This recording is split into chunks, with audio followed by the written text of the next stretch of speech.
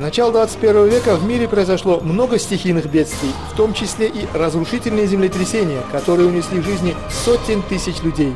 Сейсмические угрозы существуют и для Центральной Азии. Нам необходимо знать, как уменьшить последствия стихийных бедствий для нас и наших семей. Учебные фильмы «5 минут для жизни» помогут вам в этом.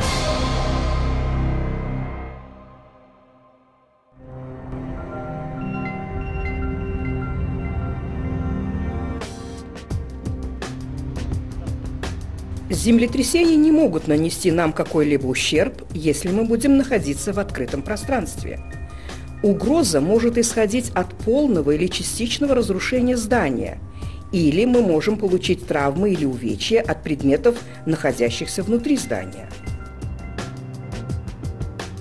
Части здания и сооружения, несущие основную его тяжесть, называются структурами.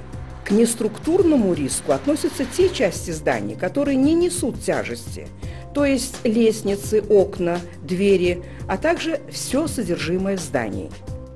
Как показывает международный опыт, около 50% ранений или смертельных случаев, а также более 30% экономических потерь являются следствием именно неструктурного риска. Как показали исследования на специальном вибрационном столе, предметы, находящиеся внутри здания, могут реально угрожать людям. После относительно сильных землетрясений пренебрежение неструктурным риском становилось причиной больших экономических потерь. Поэтому защиту от неструктурного риска необходимо предусмотреть как дома, так и во всех организациях и учреждениях. Для уменьшения неструктурного риска тяжелую мебель необходимо прикреплять к стенам, полу или потолку. Для этого можно использовать различные шурупы, дюбеля, гвозди или самоклеющиеся ленты. Таким же способом можно крепить холодильник, телевизор или другое оборудование. Монитор компьютера и кейс можно прикрепить к столу различными способами.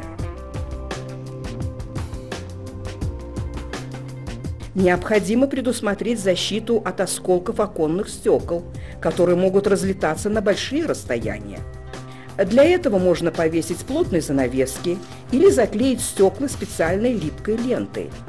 Всегда необходимо держать пути выхода из квартир и зданий открытыми.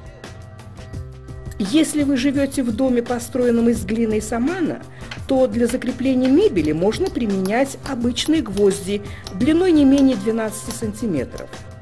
Таким образом, крепление тяжелых предметов, хранение опасных веществ в специальных местах, освобождение путей эвакуации, закрепление дорогостоящего оборудования и другие меры по уменьшению неструктурного риска помогут вам успешно противостоять внезапным и опасным проявлениям природы.